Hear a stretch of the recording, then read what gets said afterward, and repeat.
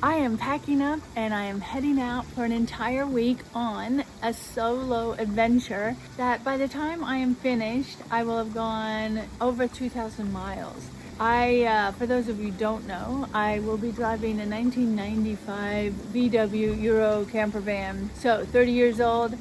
I've taken it on one little weekend trip to test everything. It worked really well, but this time I'm going quite a long way and all by myself. So my one big, I don't really care what type all these adventures go as planned or anything like that. I'll take it as it goes. The only thing that I would really like is not to break down. First stop tonight will be in Minneapolis. I'm going to be sleeping in the driveway of a spiritual retreat that I want to check out and see what they're doing this weekend.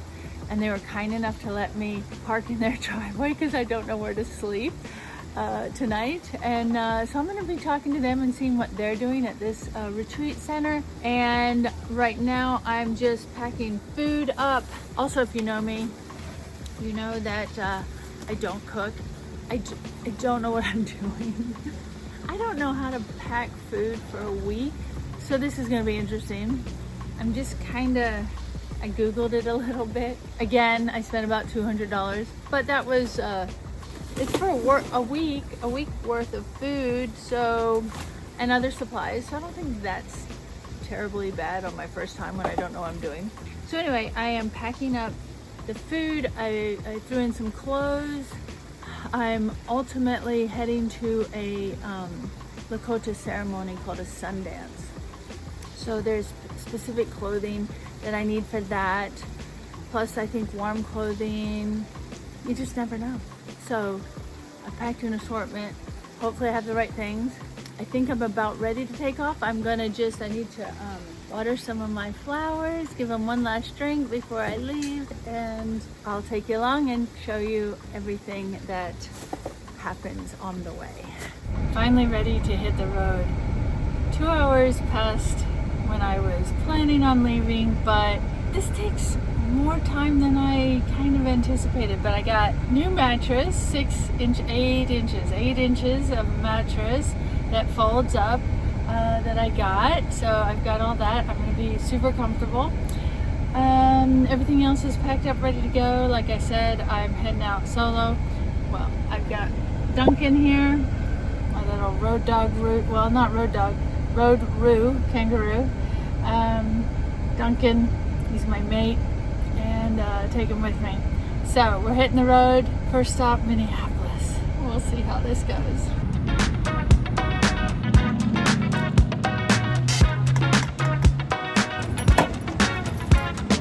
Just made it to Minneapolis and I am at the retreat center, but I know that they have a session until 9 p.m. and so I don't want to go and disturb them or anything. So I'm gonna wait until 9 p.m. I'm just gonna walk around and take a look at the grounds and the outside right now.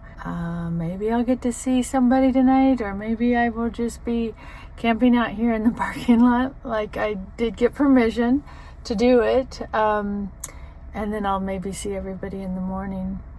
Here's the trusty van parked. I'm so thankful that it made it, even though I can hear traffic. In here, it's so peaceful.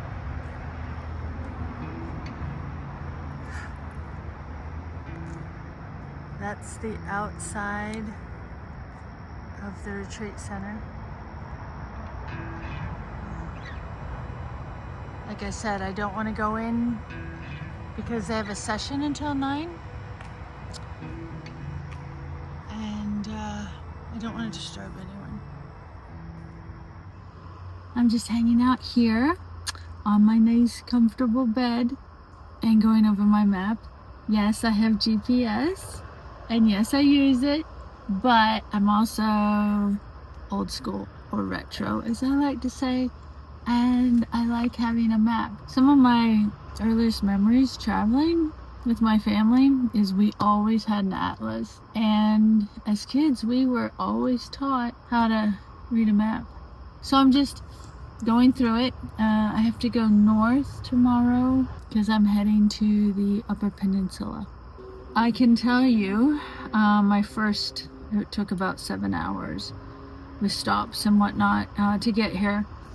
Being alone is a little different. I have never been nervous traveling. I have never been afraid. I have traveled across the country. I've traveled across the world by myself. I've done a lot of interesting things, and I've never really been. I never had anxiety or anything traveling alone. But I'm telling you, I did today, and it's such an unusual feeling or sensation, and the reason is because of the age of this vehicle.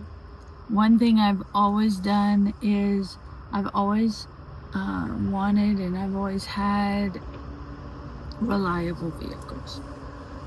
Then I feel safe, and I've never been left on the side of the road because I've had reliable vehicles. Now this vehicle is 30 years old, and all the comments on my videos and on Facebook is good luck, you're gonna be towed all the time.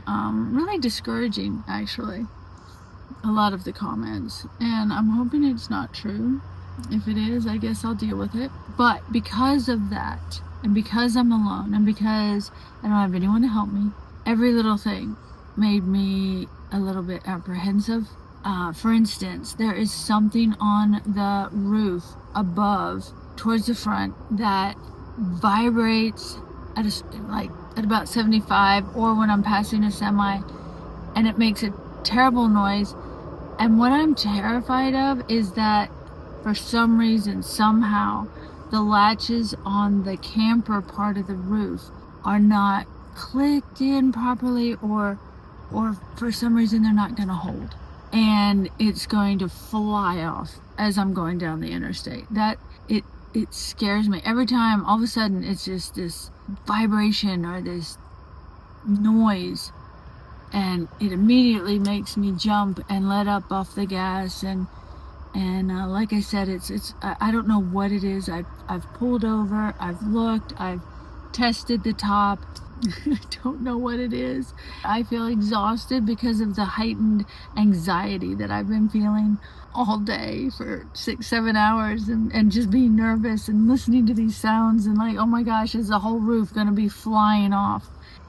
So that's my report. And I'm gonna keep looking at the map and finding out exactly what states I'm gonna be going in and what my actual route is.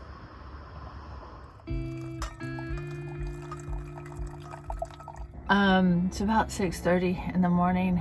I desperately need this coffee. I tell you what, the mattress, incredibly comfortable, fantastic, absolutely nothing wrong with it at all. But for some reason, I did not sleep very well at all. But I'm waiting for everybody in the retreat center to wake up. I'm gonna chat with a few of them.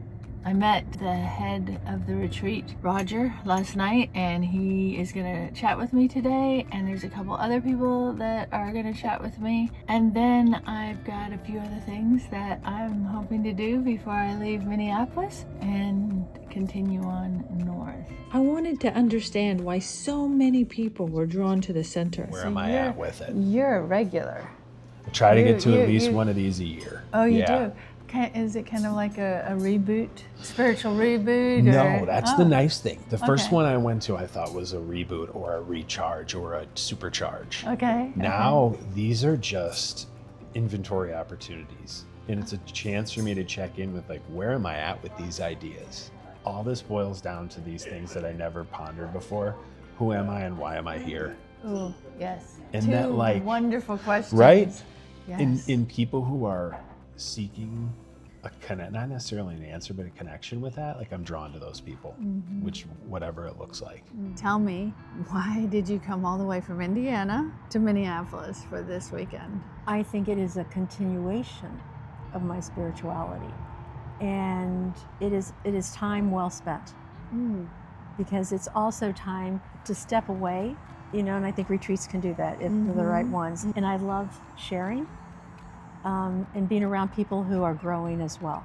The power of what occurs on the weekends and the connection with my daughter, because she always comes with us. Oh, she's here. She's here as well. Your daughter, you. And my husband's here as well. So it's a family affair. Yes, it is. Well, that's fun. It was clear that people were really getting a lot out of these retreats, so I sat down with the man behind them. Well, it's almost like, isn't it a prerequisite that every spiritual director has a ponytail? No. Depends on where you go for spiritual direction. Okay, so who are you? I'm Roger B. I am a certified spiritual director. Yep, that's a fact. First of all, thank you for letting me spend the night in the parking lot. I really appreciate that. Yeah. I didn't know where to go, and that was so nice. It's like taking in the wayward and lost, and I appreciate that. What do you do on weekends like this, and what's going on? It depends.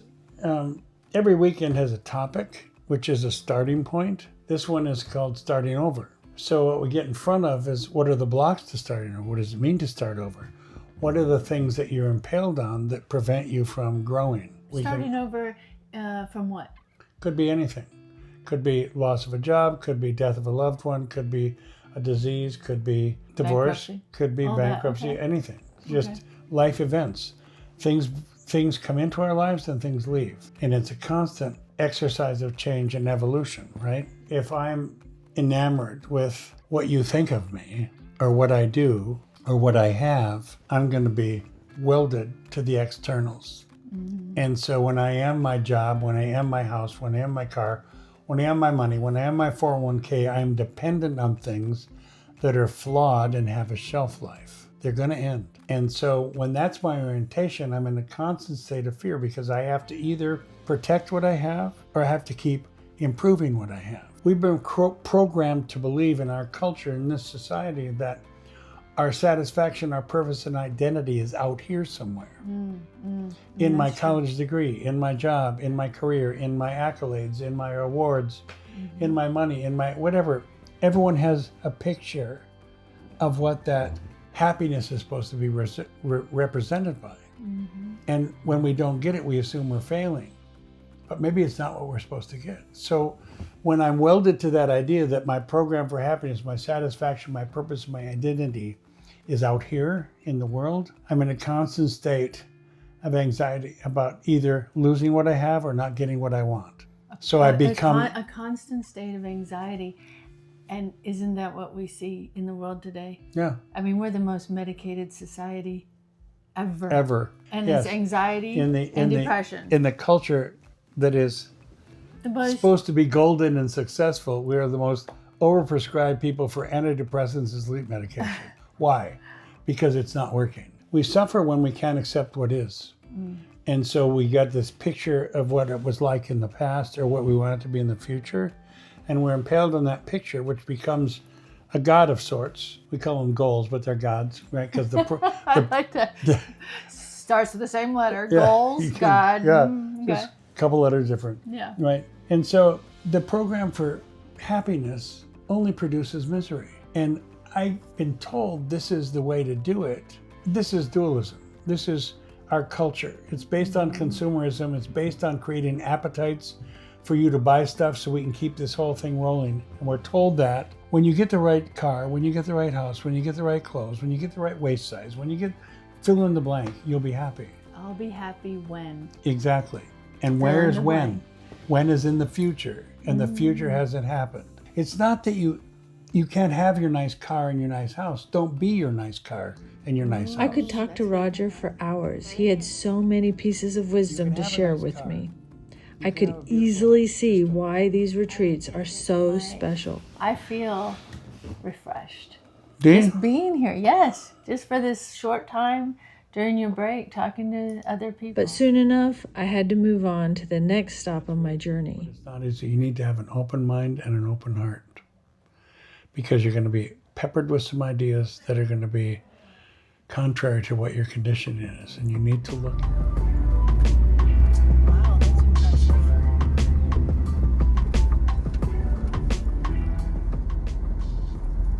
Okay, to some people, stopping at a cathedral may seem like a odd tourist place, but I love to find out about different people's journeys, spiritual journeys. And the other reason why I wanted to stop here, this is the St. Paul Cathedral, is because it is the third largest Catholic cathedral in the US, which I had no idea. The other interesting thing is that it was mostly funded by immigrants, and also the immigrants helped build it. So I'm going in. I think I read online that there may be mass going on. I'm not Catholic, so I'm not exactly sure all of the protocol. You're allowed to walk around by yourself according to Google. So that's what I'm gonna do.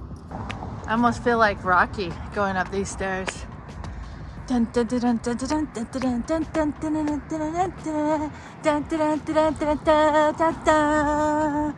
Woo! Sorry, not sure if that's disrespectful or not.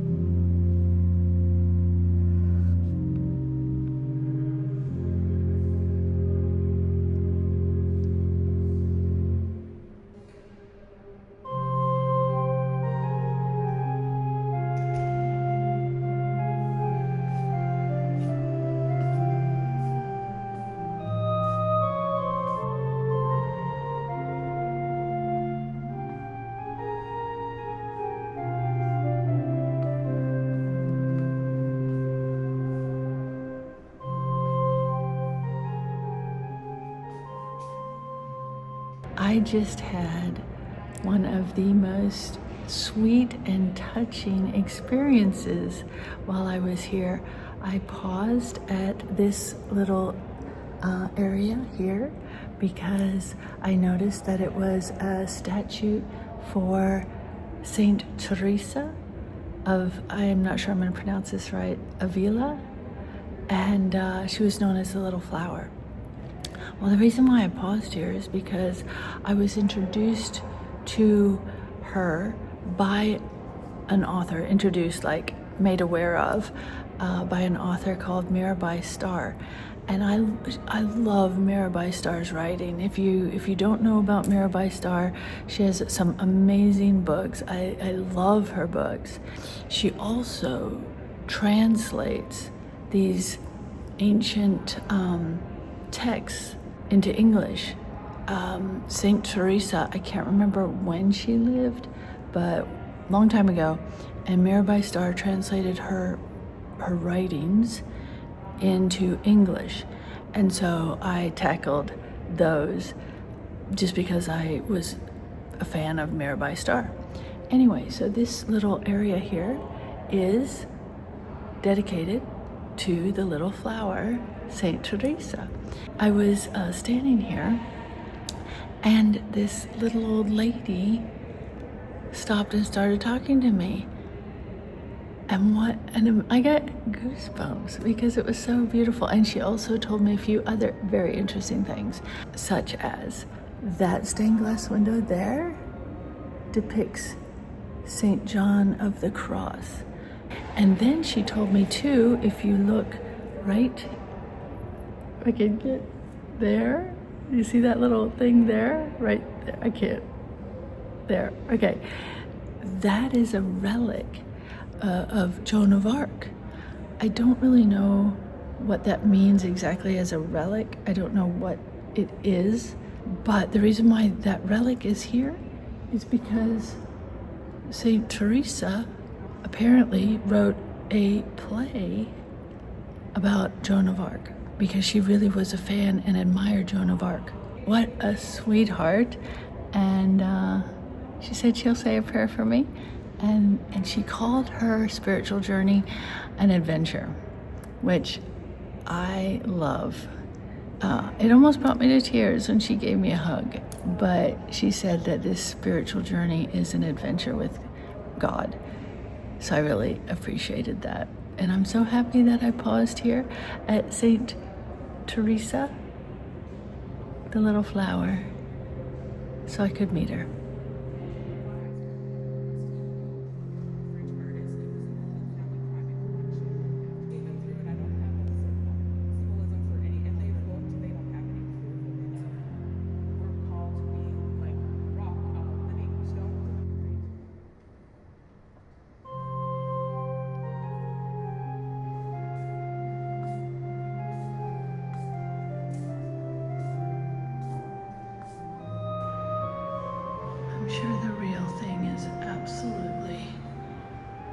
unbelievably beautiful.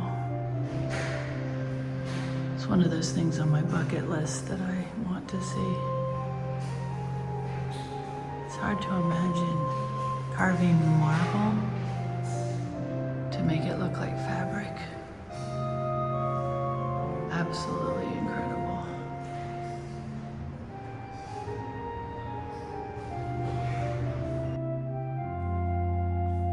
It's absolutely stunningly beautiful.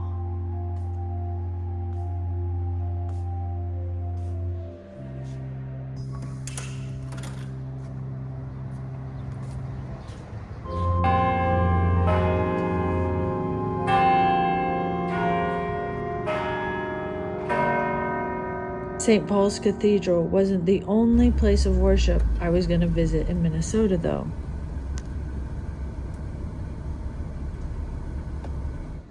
I had no idea, but in Minneapolis, there is one of the largest Hindu temples in America, and it is open to visitors certain hours of the day, and also offers meditation and yoga and a bunch of different things. So I am going to head in and take a look. I have had the opportunity to go into Hindu temples in India, but this is the first time I have actually known where to find one in America. So I'm gonna go check it out and see how it stacks up to the ones in India, and maybe I'll get to talk to somebody.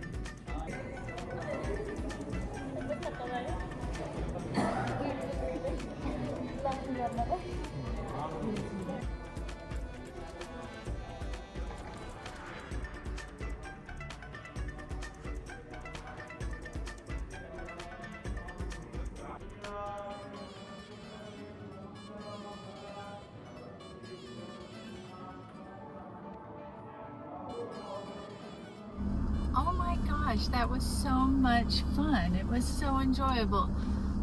Going into the Hindu temple, it reminded me of the few that I have visited in India. The people were so nice and welcoming and very, very friendly. Invited me to stay for lunch. They were serving lunch.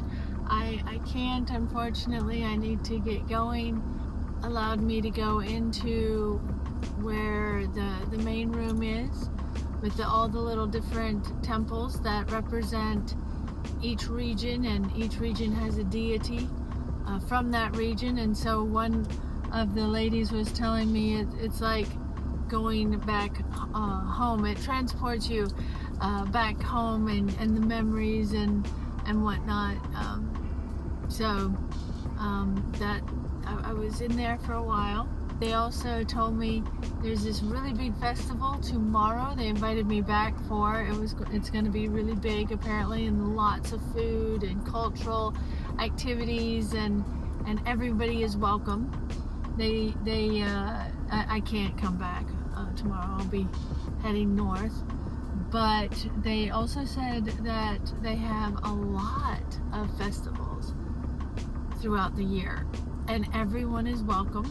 So if you're interested in either the cultural aspect or their religion, their spiritual path, I would highly encourage you to check it out. It's in Maple Grove, Minneapolis, right outside of the city of Minneapolis. So now I'm heading north and onward on this adventure.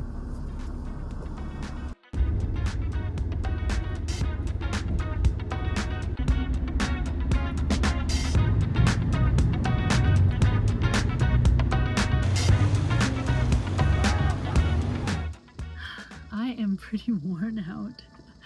It's been a long day and hot day. So I'm in Wisconsin right now, heading to Michigan, but I'm in Wisconsin. And I really couldn't find anywhere to camp. I wasn't seeing anything. It's starting to get dark. It's 8 p.m., something like that. I'm just tired. I am worn out. So I just stopped for gas and asked this young kid if he knew any camping spots in the area, because I do want to get set up before it gets dark and everything. And he said, well, 10 miles down the road is a music festival. So guess where I am? It has been a long time since I have been at an outdoor music festival. So this is going to be interesting. I don't know how long I'm going to make it, but I'm going to walk over and check it out, see who's playing, and I'm sure I can get something to eat. Well, I got my own food, so I may just fire up the stove after I come back, but I'm gonna go take a quick run around and see what I can see. But I think that I'm gonna end this video here, because I think I probably have way too much for a video, and you know, we all have short attention spans. So I'm gonna quit now, and the next video I'll start with walking around the music festival. I'll catch up with you all in the next video. Don't forget to hit like and subscribe so you don't miss my journey. Bye for now.